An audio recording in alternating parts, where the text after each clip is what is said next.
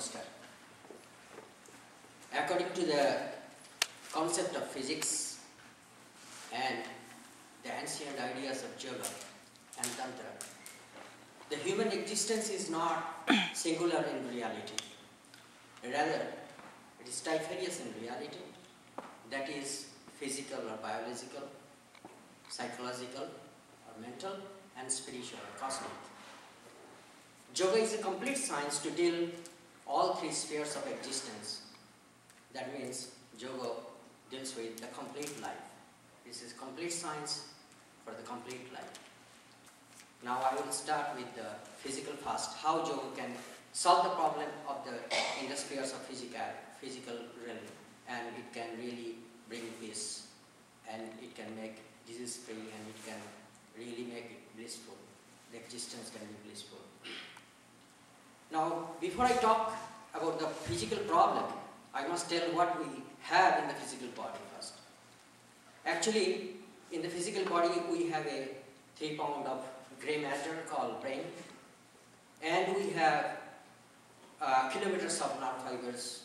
We have few systems like the immune system, nervous system, respiratory system, and so on and so forth. We have neurotransmitters, firing of the neurons. We have ligands. We have receptors. We have so many things there. And if we do not know how to use them, then we are in problem. And we have a lot of problem there in the physical existence itself. We have constant assaults. We have assaults like, we breathe in, and we have all the pathogens, all the airborne pathogens is coming in. We have, say for example, we have allergens, we have pollutants, we have noxious debris, and all these things are coming in constant because we are breathing every moment. We have assaults, bacteria are coming in. We have viruses are coming in. In this way, we have always assaults in the body. We have wear and tear. We have tear, always is we decaying, things are running out, it is going away, we are having problems from wear and tear also. We have also disorders. We have immune defects. The glands doesn't work nicely because we have inherited that problem. Like this, we have plenty of problems, and if we do not know how to solve that, and how yoga can solve these problems, this is the question.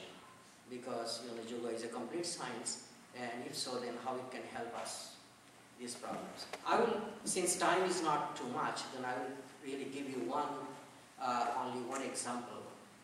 How our respiratory system can be used by yoga, and how few of the problems can be solved, physical problems can be solved.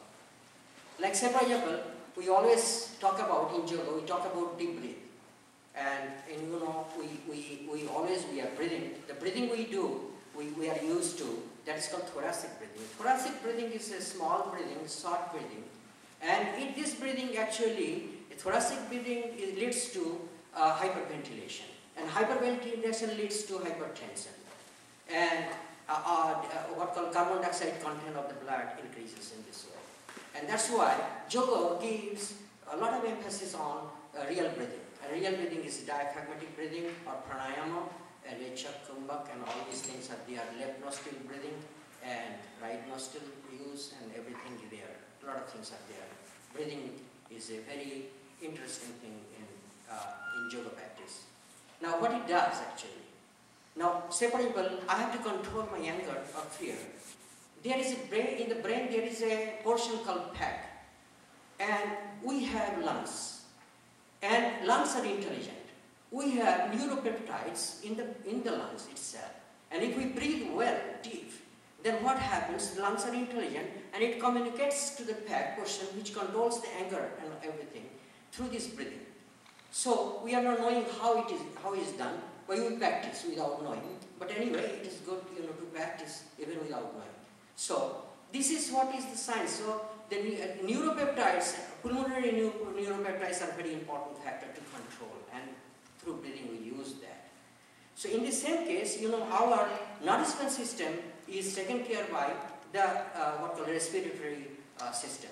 So how yoga utilize? You see, we inhale oxygen, and oxygen go through the lungs, and then it attaches to the hemoglobin of the red blood cells and reaches to the every cells. So when it reaches to the every cells, if we have, depends on the volume of oxygen we are taking, and nourishment system is done in this way. So one of the most important physical nourishment system is oxygen, how we take it. So we teach breathing to really have enough oxygen to not just to survive for the cells. This is the food for the cells, and it is like not just survive. It is like a thrive. Yeah, so that really we get enough oxygen, and all systems are getting oxygen is totally energized. So this is one is called. And what about this? Through this respiratory system, how we really take care of the cellular waste disposals. You know that whenever oxygen is received, equal amount of what carbon dioxide is expelled from the inhalation. So if we do not do properly, then it is not done properly, and our carbon dioxide content in the blood is too much. So we cannot remain healthy in this way. So breathing is given, some simple breathing is given so much importance in our, and also the macrophage, macrophage is immune cells which remains also in the lungs. It resides, and there is a heavy concentration of macrophages are there. So if we really know how to use the immune cells, and if we keep the proper environment in the lungs and respiratory system is totally very much activated,